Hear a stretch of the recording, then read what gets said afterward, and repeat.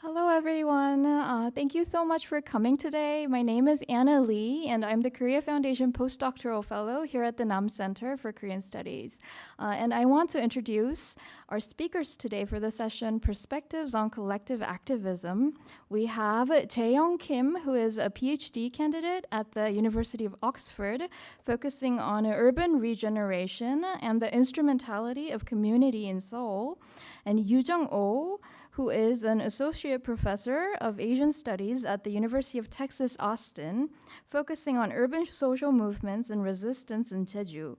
Our discussant, Albert Park, is an associate professor of history at Claremont McKenna College and is currently working on a project on the roots of environmentalism in modern Korean history and its relationship to locality and local autonomy. Please welcome our speakers. All right, thank you for coming today, and thank you to the NAM Center for giving a chance to share my ethnographic work today. And yeah, my title of the talk today is The Fading Light of Urban Regeneration in Seoul.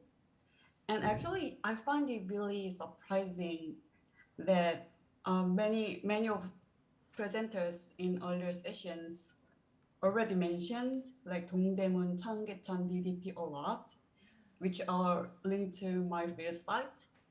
And it was really exciting to know that some people touch on my area. So it would be really great to have a deeper discussion on this agenda.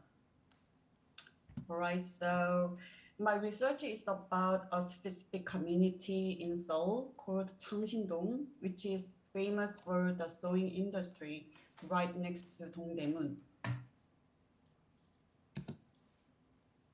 Thousands of small sewing workshops and sewing-related businesses in this neighborhood have underpinned the Dongdaemun clothing industry in the center of Seoul. My research is based on my ethnographic fieldwork in this Changsindong neighborhood, and I tried to observe the everyday lives of sewing workers and garment cutters at 4 different sewing workshops for 15 months from 2019 to earlier this year. As its area-specific ethnographic research, the scope of my research is rather broad. So I divided my thesis into 3 chapters like social, industrial, and political parts, including the sociality of sharing in the local network, agency, daily dynamics in the declining industry, and the politics and complexities surrounding urban regeneration. In this conference, in particular, I'm going to talk about the last chapter on the urban regeneration, which was implemented from 2014 to 2016, especially in relation to the limitations of this urban regeneration by bringing focused concept of governmentality. I'm going to start with some brief information for your better understanding of this area, where low-rise buildings and small houses huddle together. These small homes used to unauthorized shanties along the Cheonggyecheon, and especially when Pyonghwa Market was established in the early 1960s, sewing factories began to settle on the second and third floors of the buildings fast and furiously with great speed. In the early 1970s, however, as Jeong Tae-il triggered the labor movement across Korea, the Korean government cracked down on those factories to limit their working hours under the guise of improving the working environment of sewing workers. However, sewing workers actually wanted to work more to make more money. So sewing factories around Cheonggyecheon in the Dongdaemun area began to move into the small houses in Changsindong as a form of cottage industry. This is because originally Changshindong was a residential area due to its hilly and rocky topography. So compared to the fancy and high-rise shopping malls in the Dongdaemun area, which was peaked in the 1990s, the development of Changshindong is sluggish because of the steep, hilly, and rocky terrain. Because there are limits to widen roads and construct large buildings with deep lower ground levels, small-scale houses or even illegal forms of buildings have remained in Changshindong until those times. Now, the traces of shantytown have almost been erased, and many buildings and houses have been renovated to improve the quality of life. But the modifier of Changshindong as a poor hillside village like Daltongne still follows this neighborhood.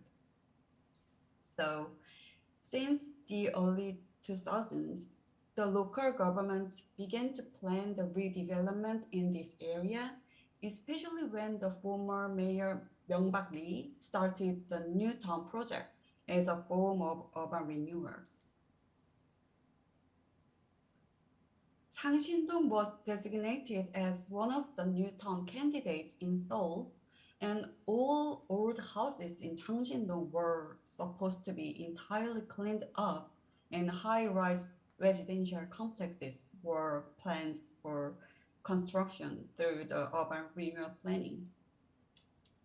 However, there was rising criticism that the initial purpose and direction of urban development were tarnished and distorted due to the intervention of speculators who accelerated the instability, the real estate market, and local government pursuit of economic interests.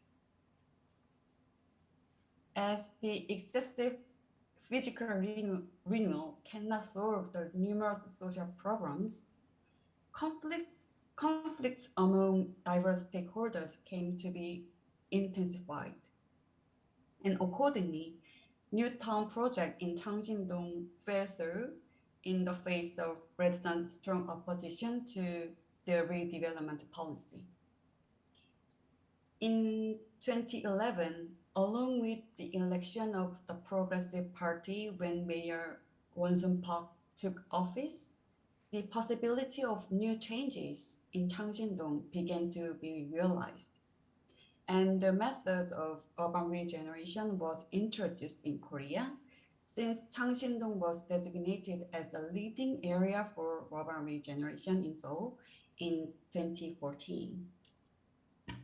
In order to overcome the limitations of governmental unilateral development, the developmentalist stance of the right-wing regime was denounced.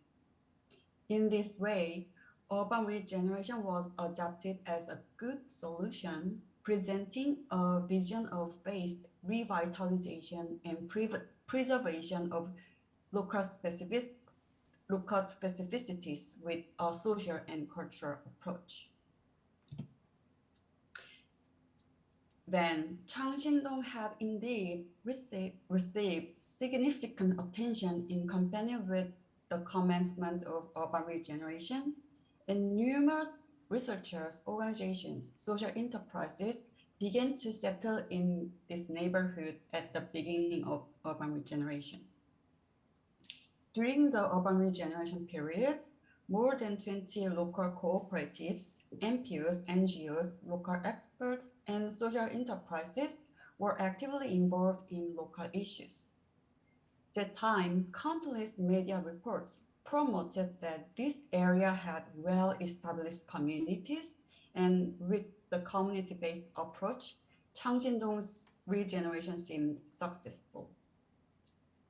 However, most of young social entrepreneurs and organizations and academics who flocked into Changshindong began to live after the official termination of the business period of urban regeneration in 2016. This is because newly settled social enterprises gradually lost their sustainability and eventually left Changxindong when various government subsidies were cut off. Following this, I wanted to examine why urban regeneration eventually results in the new community's inability to survive, and why such a hopeful urban regeneration effort has been deemed unsatisfactory among the locals. According to Jian Kim, I've translated some quotations in her article. In practice, most residents have merely faced another type of urban development plan without sufficient understandings of what urban regeneration is and what the differences between new town development and urban regeneration are. In Kim's research, many residents often state in the interviews that Changxindong was selected as the leading area for urban regeneration after Mayor Won-Sun Park visited. So the community-based urban regeneration began with Mayor Park's interest in Seoul City's plans rather than the actual needs of residents. Moreover, despite the emphasis on community-based bottom-up approaches to overcome the drawbacks of capitalist developmentalism, still hierarchical power relationships between governmental administrations and local cooperatives were observed during my fieldwork. Because of the funding issues, local cooperatives often had to fit their plans with the guidelines of the government schemes, for example. So it can be said that governance of the state is transformed into government through community, as Rose argues. The objective of community-based urban regeneration results in an invisible and indirect form of governance through allowing local communities to develop their own self-reliance to identify and solve problems within the community rather than reaching out to the state level. Here, I point out that these insidious maneuvers may be omnipresent in everyday lives. And the complexities and the limitations of urban regeneration might end up in the form of the instrumentality of community. So I found a system of politics for politics over the extreme competition between the progressive and the conservative parties within the invisible form of governmentality. In this way, the political entanglements sway Changxindong, and politicians are also called out for their use of Changxindong in their political journeys. Also, the Jongno-gu office, which is under the jurisdiction of the Seoul metropolitan government, should serve as a bridge between Changxindong and Seoul City. However, as the Jongno-gu office does not directly belong to the Seoul metropolitan government and has its own budget management system, they are officially separate institutions. So there are efforts not to create conflicts between the two organizations and not to actively accept the demands of one another at the same time.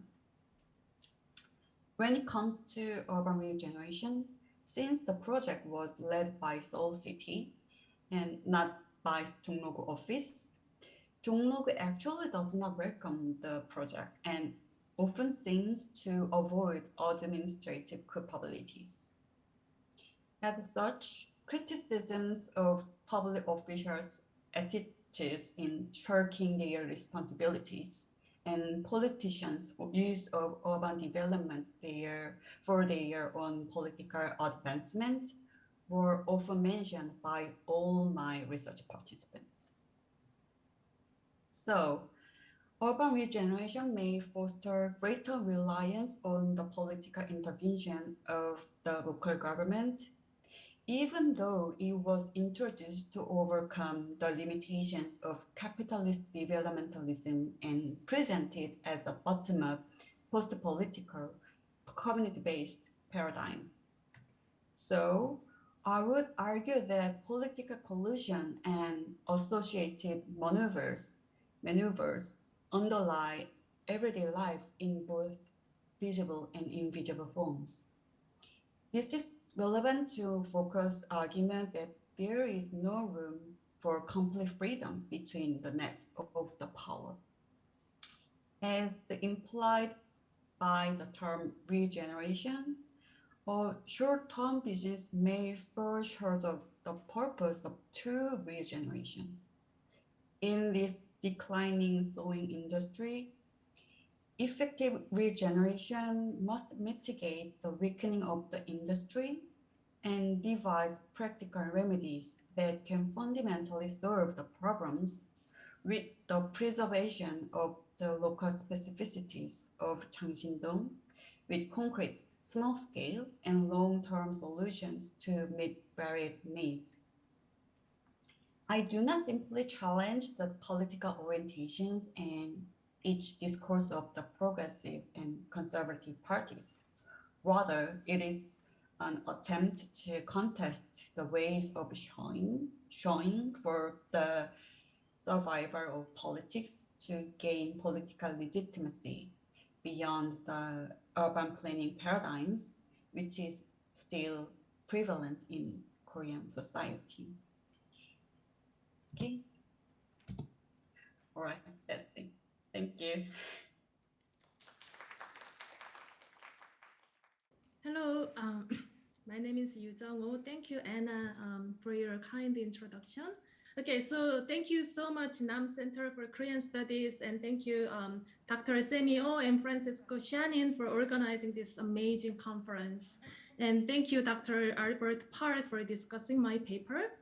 And so we have visited diverse spaces across the country yesterday and today. And now I will take you guys to Jeju in the late 1980s, around the Tapton area in Jeju City. Okay. Tapton is a place of shopping and leisure along the shoreline in Jeju City. The urban amenity was created through the two-phased sea reclamation project.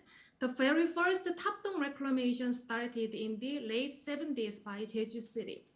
The second reclamation project was conducted by two private firms, Jeju Marine Development, Jeju Haeang Gebal, and Bumyang Construction in the late 1980s. The Tapton movement refers to a residence-resistant movement against the second reclamation project of public water. Jeju scholars and people have called it resident movement, but I do think the term resident movement, 주민 운동, cannot fully capture its scope, nature, and spirit. So I interpret the Tapton movement as a right to the city movement. And this presentation illustrates how urban development projects colonize hosting communities and people, and how residents resisted by framing and claiming specific and diverse urban rights. Okay, before delving into Tapton, I interpret Jeju of the post-Korean War period, particularly from the 1970s to 1990s, as an extractive periphery through which the developmental state and dominant capital Chaebol took speculative profits out of Jeju. The Park Chung-hee developmental dictatorship engaged with the development of Jeju compared to the abandonment of the island before by promoting the island into an international tourist destination. The tourism development in Jeju, however, entailed disposition of land, communal resources, and ecology. For the construction of the Jungmun Tourism Complex in South Jeju, hundreds of villagers were uprooted from ancestral land and deprived of the means of subsistence. The establishment of numerous golf courses around the Halla Mountain disintegrated communal pastures that villagers had collectively appropriated for decades. Several recreational area development projects along the coastline have been conducted through land expropriation and environmental destruction. As a result, the state's promotion of tourism development, which posited potential benefits to local people and place, has actually served as an ongoing mechanism of violence by displacing Jeju people from the means of livelihoods. The tourism development laid out an extractive structure in which the state carries out dispossession and capitalists appropriate wealth at the expense of Jeju. The state invited the mainland capitalists as investors, developers, and operators of tourism facilities. Conducting eminent domain and other types of land grabs, the state not only made land available, but also transferred them to capitalists at low price. Since tourism operators and local hosts are separated, there is a structural problem with the tourism development that assists outside capital to take surpluses from the island. Dispossessed from their land, communal resources, and the means of livelihoods, many Jeju Islanders had to turn to low-paying and low-quality jobs such as cashiers, casino dealers, and custodians. Jeju people had to deal with a bigger sense of deprivation by observing Jeber drain profits out of the island. The developmental state's orchestration of the spatial development of national territory inherently embodied the isolation of local residents.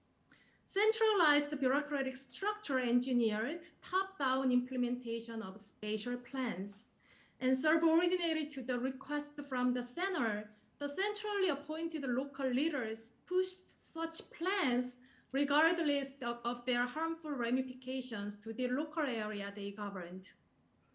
In Jeju's comprehensive urban master plan devised by outside technocrats and experts, local knowledge, demands, and visions were erased.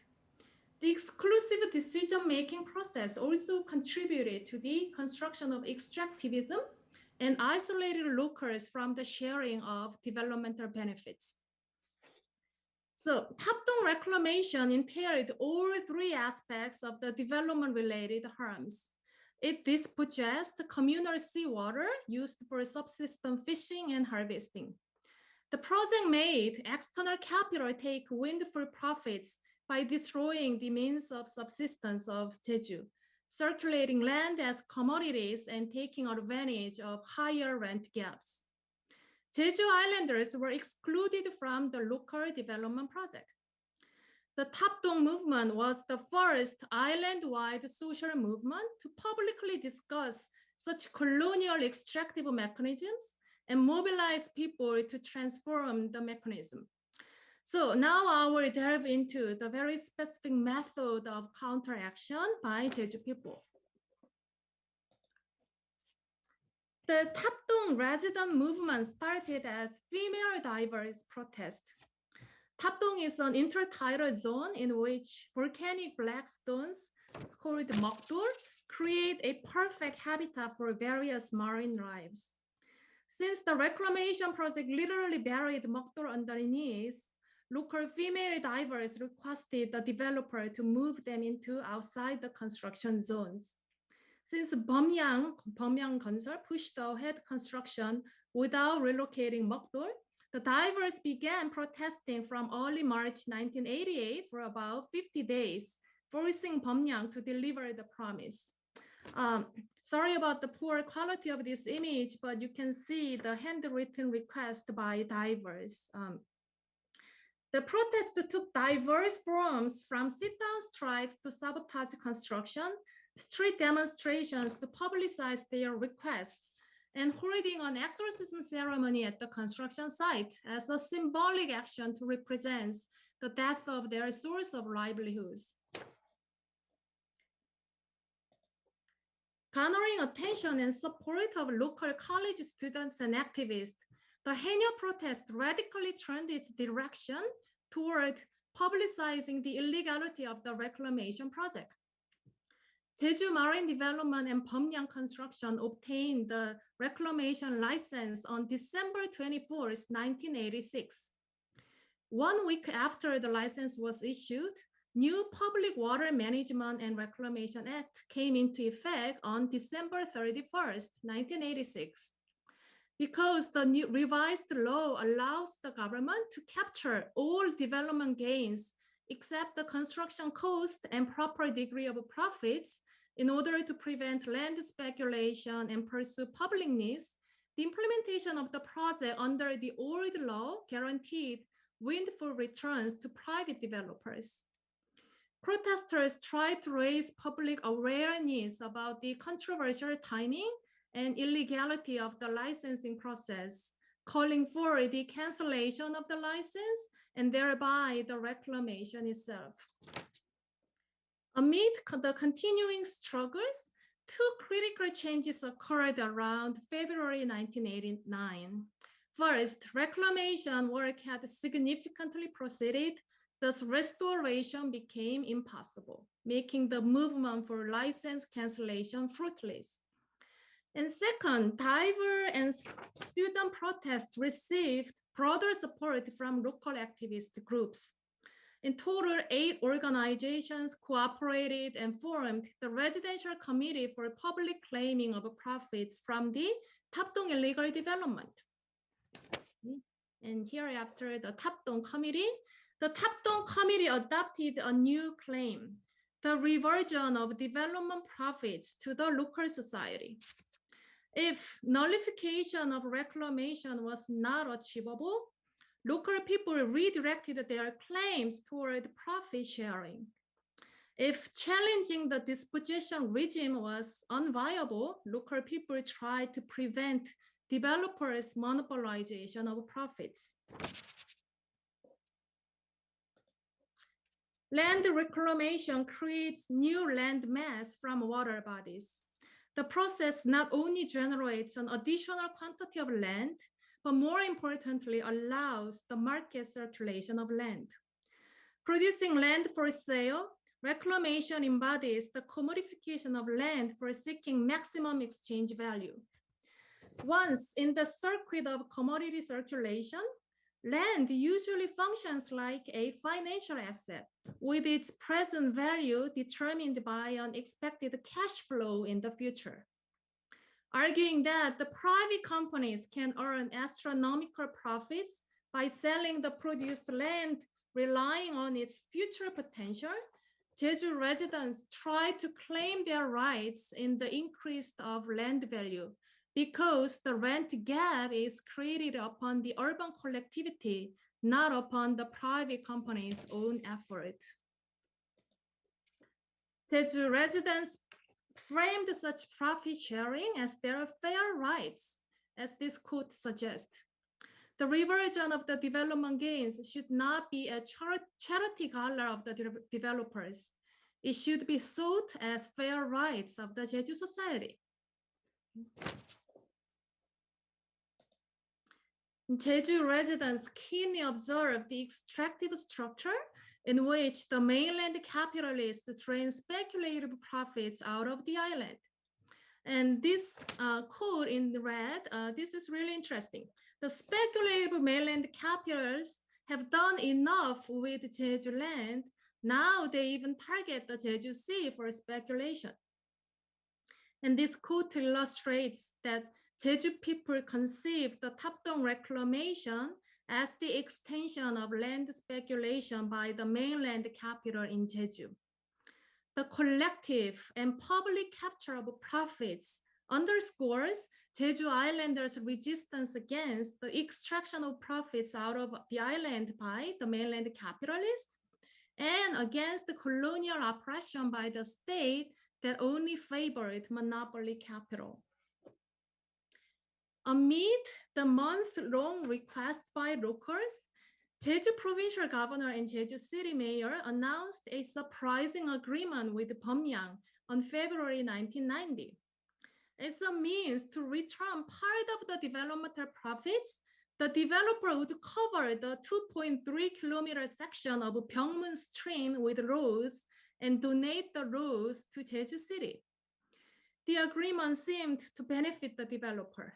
If the stream turns into a road, it directly connects the west side of the landfill area to city centers, thus would certainly raise the value of the Tapton landfill area. And interestingly, the news about Byungmun Stream construction sparked debates about how to capture the profits, redirecting the movement once again. Islanders claimed that the profit reversion should be carried through the restitution of land. Then local magazines present activists' desperate demand for land, like this quote. Jeju people cannot accept the developer's attempt to cover up the issue through covering up the Byungmun Stream. Since the developers enjoy windfall profits by dispossessing Jeju's collective asset, which is public water, Jeju Islanders called for the right to capture surplus values and the rightful ownership of the newly created land as a measure to counter predatory land speculation practices. And due to the rise in awareness, the Tapton movement garnered massive support from islanders from all walks of life, reformulated its cause toward self-determination, and mobilized the participants as agents to transform the development process. The collective movement for self-determination was a direct attack to the top-down and exclusionary pattern of urban development. It was a critical turning point from simply expressing grievances to seeking greater compensation into this specific right-based approach to urban development.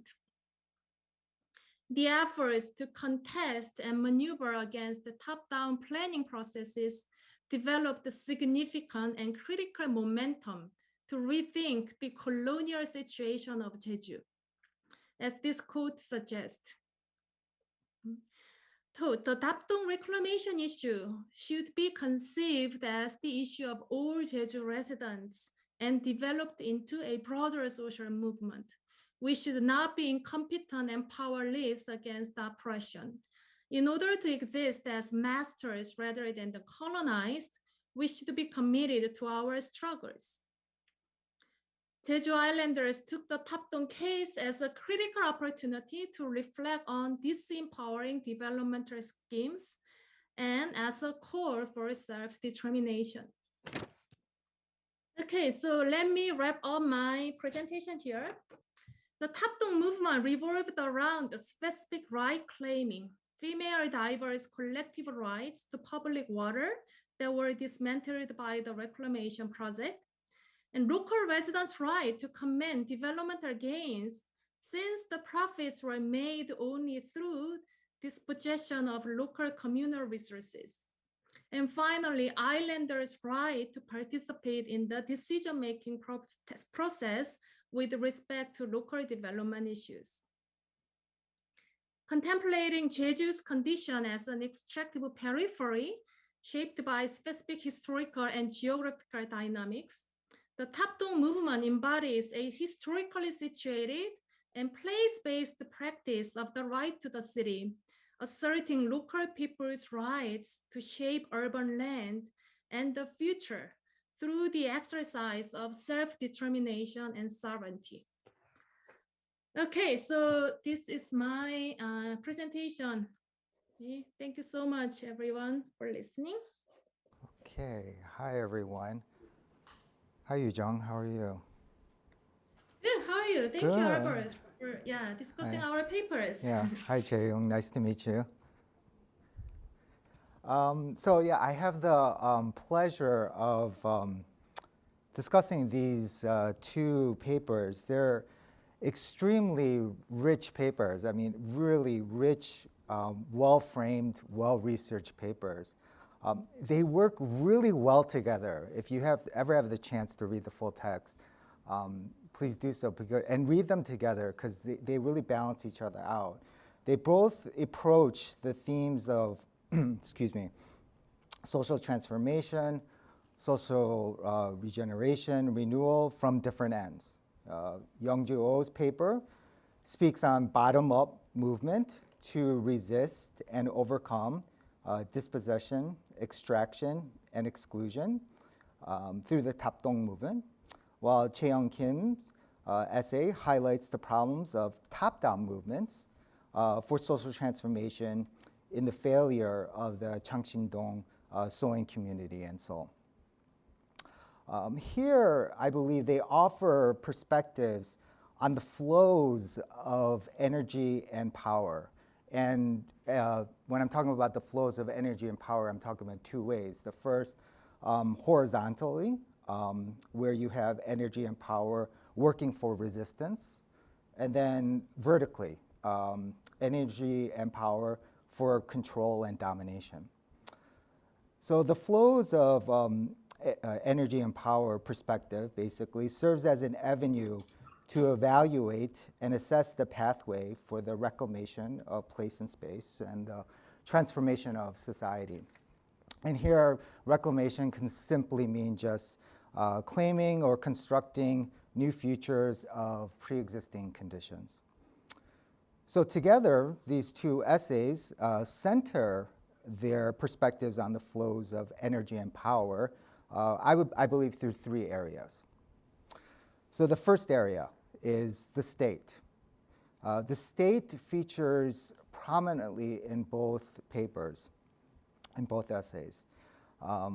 It's a state, a South Korean state, that protects and advances a political economy that fuses political system, the corporation, and capital. In Jeju, the Tapton movement reacted and tried to resist against the overtures of the state, who was working basically in collusion with the corporation and in Jeju-do.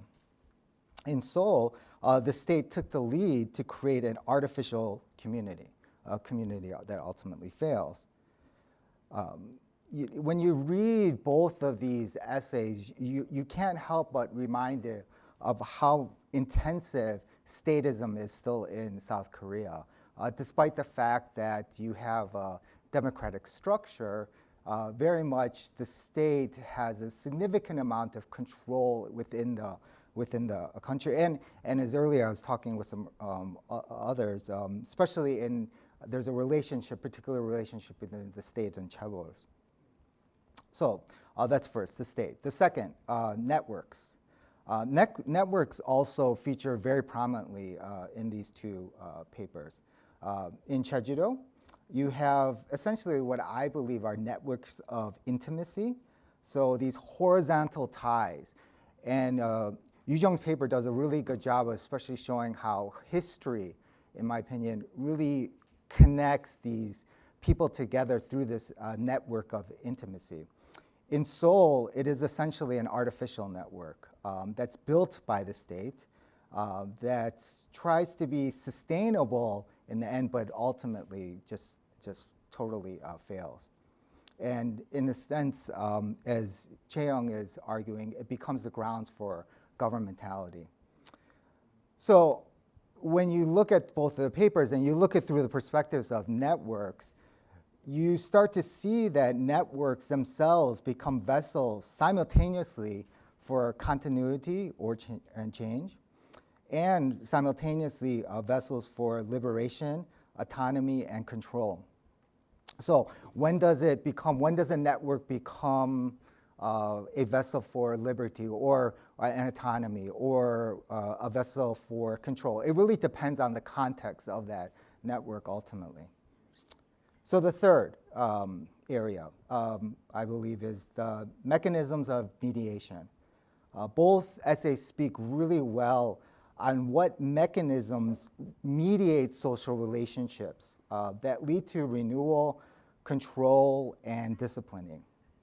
Chae-Young's paper shows well how various types of mechanisms were deployed to resist the state. So these were, I'm sorry, not Chae-young, Yu Jung's paper, used by the community, and that includes history, land, water.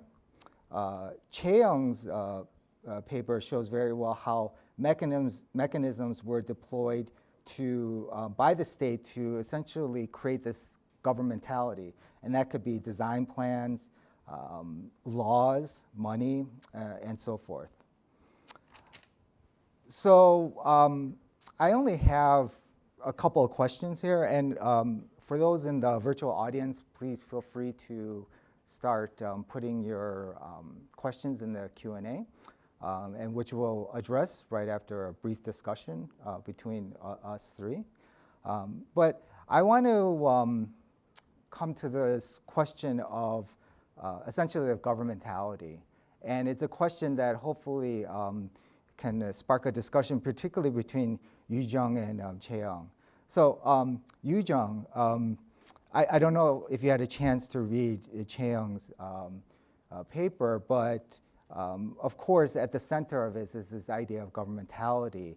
And in your paper, essentially, it kind of argues against that in many ways, because you show the vitality of the group, of the community in resisting the state. But I wonder if you can consider how governmentality could infiltrate into a community like you describe in your paper. So the possibilities of governmentality, even in this vibrant community in Jeju-do that successfully resisted corporations and the state and so forth. On the flip side, Chae-young, I would like for you to consider Yu Jung's kind of argument, where she does argue about this energy, this vitality of the community to really resist authority, right? And in some ways resist government authority, which in some ways means they're limiting governmentality. So, you know, I guess I'm wondering if you can, if you have room to think about that, there's actually spaces to resist. Because the way that I read your paper, there's not that much room for resistance. And you know, this is a real problem when you read Foucault, where it's you know, it's extremely valuable. It's very nuanced, of course, but the idea of resistance isn't there sometimes, especially if you're reading certain texts of his, of course. And it could you get a little bit of this idea of despair, because how can you resist when power is everywhere, and especially under this concept of governmentality? So I just wonder if you can think that actually communities can actually limit governmentality or resist governmentality, and in a very conscious way. Because I know the way governmentality works, of course, is that it works in a very unconscious way on the subject. So is there a way that consciously the members of a community could resist governmentality? So that's my first question. And the second question, I would really like to hear what's your ultimate message, both of you, in your papers. You know, again, I hate to be kind of dichotomous, but one is kind of like a paper of kind of hope. One is a little paper of despair. And that's not a criticism, it's just that you know, both of them are speaking about outcomes in a very different way. And that's why I think these papers work brilliantly together. So I'm so happy that this conference put them together. So perhaps you'd like to talk more about what is the ultimate message that you want to kind of tell to your audiences. So I'll leave it at that. Yeah, thank you for your really, really sharp and brilliant and incredible comments on my paper. And it can be seen that my paper is rather really under the governmentality, and I may it might seem that I see the research participant and Changxindong people are quite passive to the governmentality, but actually I mentioned really briefly in the beginning of my presentation, and yeah, there are another chapters in my thesis. So yeah, like sociality of sharing and the local network, and as well as agency in daily dynamics in the declining sewing industry. So I may talk about people's resilience and resilience or some active voice in earlier chapters more. So that is why I'm more focusing on the governmentality and some a little bit like some passiveness or failure. But actually, I don't think it's the urban regeneration failed. I just wanted to challenge the Seoul City's promotion of Changxindong as successful urban regeneration because so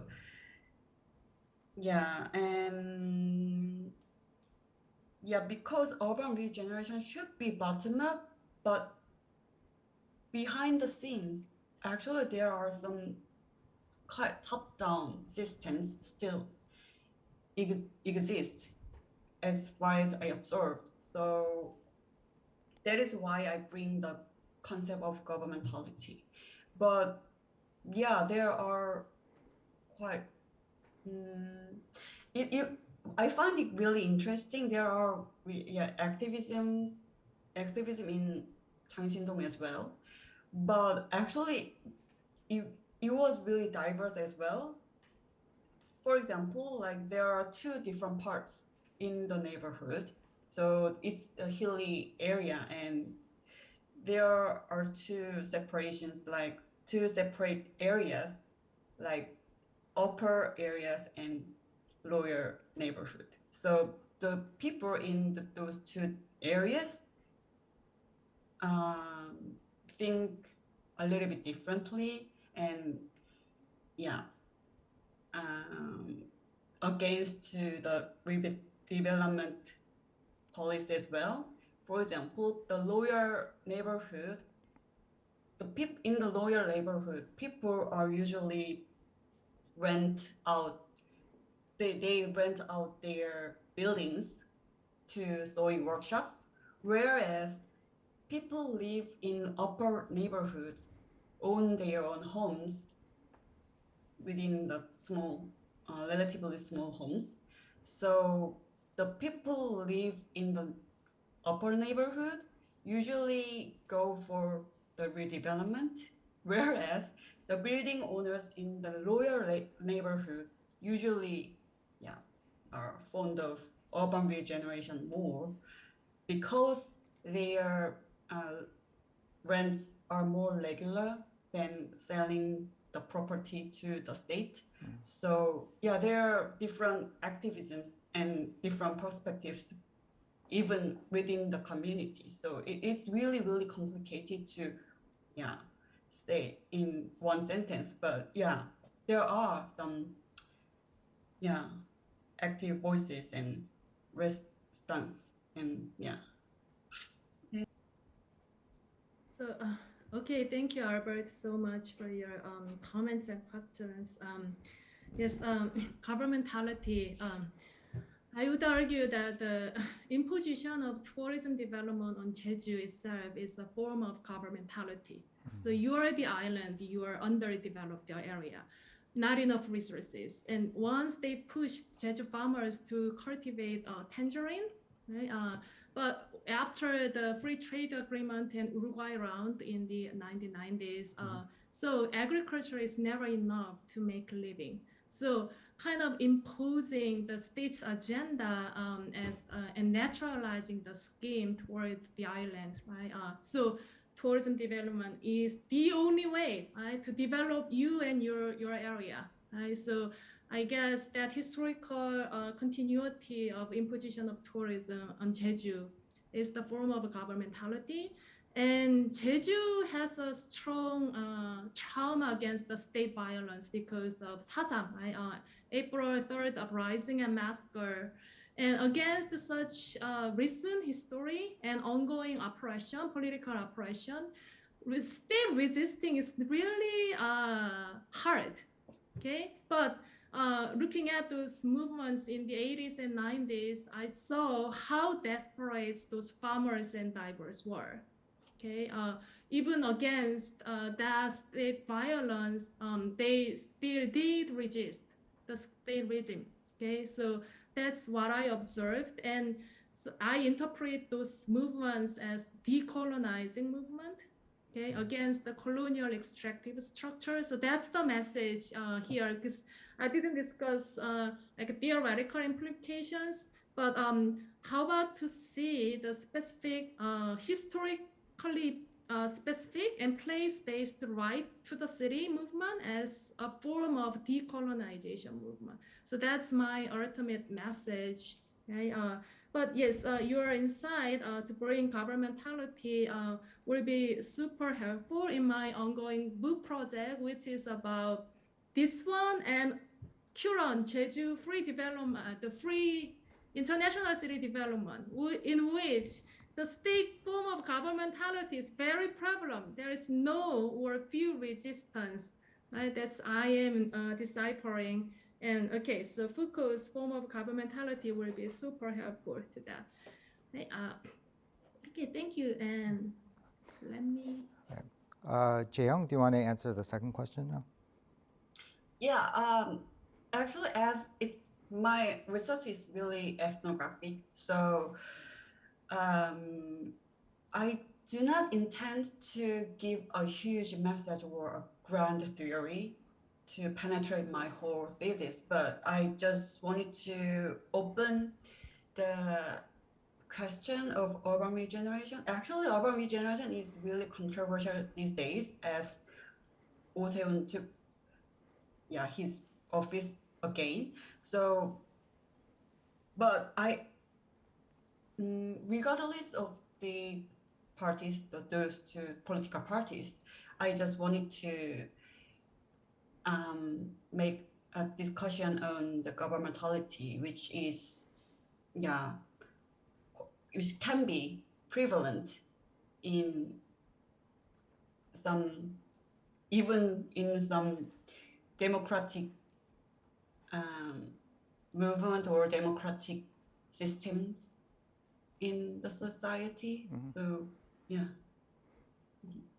Yeah, I mean, I think governmentality as a term is so abstract to actually learn and to actually see and visualize. So that's why I appreciate with your, even though I know Yu-jung, you didn't frame this paper as a avenue to understand governmentality. Nevertheless, because these kind of ethnographic studies, when you're looking at these everyday lives, it does give you the kind of actual information to make that kind of assessment about this is what governmentality could look like or does look like within the Korean context. And then it'd be fantastic to just then compare it to other areas that, even outside, I was thinking outside of Korea, examples of governmentality. But enough about governmentality. Let's go to the question. So, Youngju Ryu asked for Yu-jung, your description of the extractive development of Jeju for tourism as a colonial enterprise feels similar to what happened to so many islands in the Caribbean, such as St. Martin and St. Martin, I'm sorry, pronounced it probably wrong. And yet, unlike the Caribbean, which is readily recognizable as colonial, I would imagine that you would have a harder time with respect to Jeju. What are the obstacles to make Jeju legible as, quote, colony, close quote, in these instances, and why is it important to insist on the framework of coloniality? Oh yeah, thank you so much for this fascinating question. I use the theories of internal colony islandness and exceptional space to frame as a colony. Even though there is no obvious political colonial situation like settler colonialism, right? I argue that the ongoing mechanism of development actually functions like colonial extractive enterprise, right? State-imposed development like tourism development and Jeju Free International City development because the beneficiaries and local plays are separated. All the profits are drained out of the island while the island are faced to deal with negative ramifications like environmental destruction, right? Or the litter is thrown by tourists, such, right? And dispossession, of course. Okay, so yes, making Jeju as a penetratable, right, place for capitalist and state agendas, and profitable place for capitalists as well, and a place of other, right? Othering the by tourist gaze, right? Lots of cultural immigrants arrived in Jeju, right? And rather than assimilating to Jeju life, they still cast on the gaze of othering. Right? I am different from yours. Right? So that kind of multiple forces, right, interweaving together, I argue that it really functions like colonialism. Okay, but I do need a more refined theoretical development to argue that. Right? Thank you for your question. Okay, next question from Hyana Kim.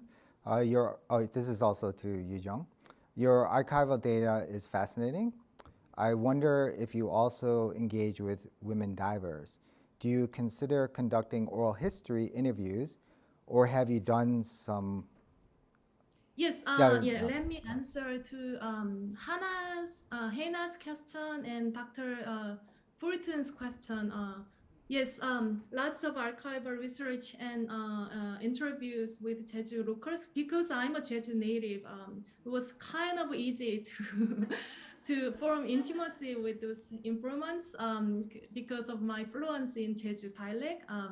Yes, but Haenyeo is only a small group of informants to me. I am interviewing the Jeju society at large, like farmers, pastors, and local activists. Right? Not only Haenyeo are critical part of it, but not the only sole category for me. Right? Yes, I am combining the archival and ethnographic method. Thank you. And thank you, Bruce, for your information about Haenyeo's protest. I will definitely look it up. Okay, thank you. Okay, Yu Jung, there's another question for you. I'm curious of the scale in which the right claims are cast. From the female divers to dispossessed residents and the islanders as a whole, these are very different scales that are claiming rights. Usually in these stories, I see the developers pitching the different scales against each other to divide and conquer. Did you see each move, and was there division within the Jeju resistance? Okay, thank you, Yewon, for your question. Yes, before this Tapton movement, there were scattered village-based movement, right? Small-scale movement against development, like Jungmun tourism, right? And lots of village movement against golf course constructions, and this one. Yes, and there are critical limitations in terms of that place-based resistance. Yes, local society sent their collaborations and supports, but once the larger issues are moving toward another one, right, local society kind of turned their back away from this one. Yes, so there's limitations. And eventually the Bamyang failed to deliver any of their promises. Right? They didn't return the profits to Jeju society, and city government and Jeju provincial government were happy with the Byungmun stream restoration. So yes, it was a very fierce resistance movement, but actually failed to achieve substantial outcomes in terms of material outcomes. So there is a limitations. Okay. Yes. Thank you. Divide and conquer. We're keeping that in mind. Again, Yu Jung, could you explain the grassroots decolonization movements in Jeju Island in the 80s and 90s and those in the 21st century, particularly the anti-naval-based movement in Gangjong Beach? A difference is surely the latter's international environmental aspects, which involve solidarities from many activists, artists, and documentarians from mainland and overseas. But is there any point of comparisons between the two? Thanks so much. It's a question from Ji-hoon Kim. Yeah, thank you so much, Dr. Ji-hoon Kim, for your question. Okay, so I am comparing the social movement in the 80s and 90s and the current Jeju 국제자유도시 development. And interestingly, there is no resistant movement against the free international city development, which is in terms of scale and intensity and nature, which is even more brutal than any kind of tourism development in the 90s. Right? The 국제자유도시 development has actually devastated all corners of the island. Right? But very interestingly to see there's few resistant movement. Right? People conceive it they will actually advance the island. Yes, and Gangjong naval-based movement was an exception because there's another force which is U.S. military empirism and militarism. Okay, that's why it garnered a lot of support from other activists. Right, but in terms of development, so that's what I'm thinking. How development has become extremely normalized among the psyche of Koreans. Okay, there is a strong belief that it will benefit us. Okay, but I'm trying to argue that no, it's actually development can function as a very oppressive and extractive regime. Okay, thank you so much for your question. So Yu Jung Im has a question for you, Yu Jung. Thanks so much for your presentations. I learned a lot from them. I have a question for Professor Oh. Might have there been any direct or indirect connection between the movement against Tapton Reclamation and Konghae Jubang Undong Yeonhap in other cities that was formed around the same time? Sorry, I haven't heard about this one. But right after Tapton, there was 제주도 개발 특별법 반대 운동. That was the real island-wide movement against the developmental regime. Okay, so probably this 공해 추방 운동 연합 might be overshadowed by that big movement, but I will definitely look it up. And if you are interested in, there is a small organization called 제주 민주화 운동 사료 연구소. Okay, visit there. They do have very amazing forest source archive you can unearth. Okay, that's my suggestion, and I will definitely look it up. 공해 추방 운동 연합. Thank you so much. Okay, from Judy Han. Hi, Yu Jung. Thanks for the fascinating presentation. I'm struck by the multiple meanings of land, reclamation, and reclaiming development profit. Do you think there operates in capitalist logic a consistent prioritizing of land over water and a refusal to subordinate water/ocean in such a way? How is the boundary between water and land territorialized for profit? Oh yeah, thank you, Judy, for your fascinating question. Yes, that's the thing, because not anymore, but at the time, until the arrival of new Public Water and Reclamation Act, the developers, they actually own the newly created land. Okay, so that's why all the reclamation projects guaranteed wonderful profits to private developers.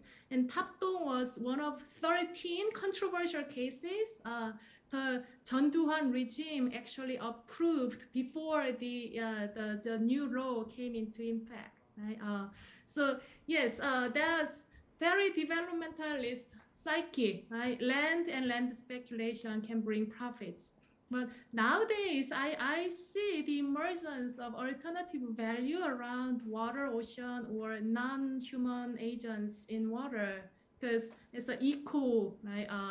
Or slow living, right? Because those kind of new things can generate kind of symbolic values to the built environment. So now even the state-led developmental regime try to appropriate those kind of water eco non-human agents for their projects, right? That's an interesting twist in the post-developmentalist era, right? But even more, we still see the legacy of developmentalism, right? But trying to employ other things for their profit-making schemes.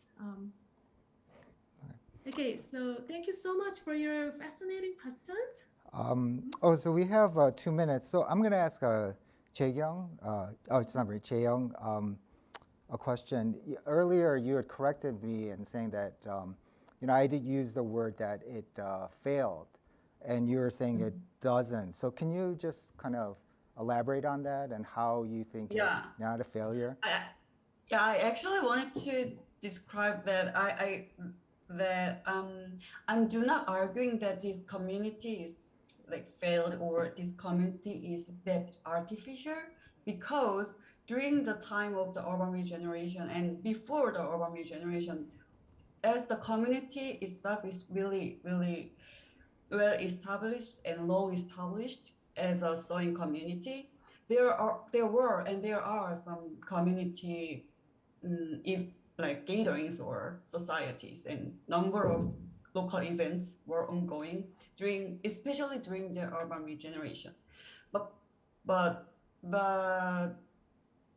because in reality, because of the funding issues, the communities and society, a number of societies, couldn't sustain their own self-reliance. So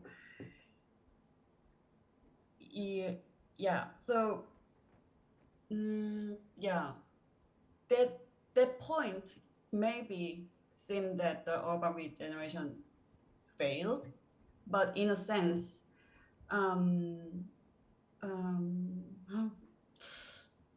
so I just don't want it. I didn't want to make it a binary position between the failure or the success. So there were some communities and some really active involvement and some local events, but now they're like disappearing because of the funding issues. So in reality, I would say so. Right. No, that's actually my fault. I shouldn't have put it like failure or success. You're right. It shouldn't be in a binary way. And we're definitely looking forward to you completing the story and then reading more publications. And then, of course, Yu Jung's been working on this story, and it's a fascinating story about Jeju. So we look forward to future publications and so forth. But let's give a round of applause for our two presenters for today. Thank you.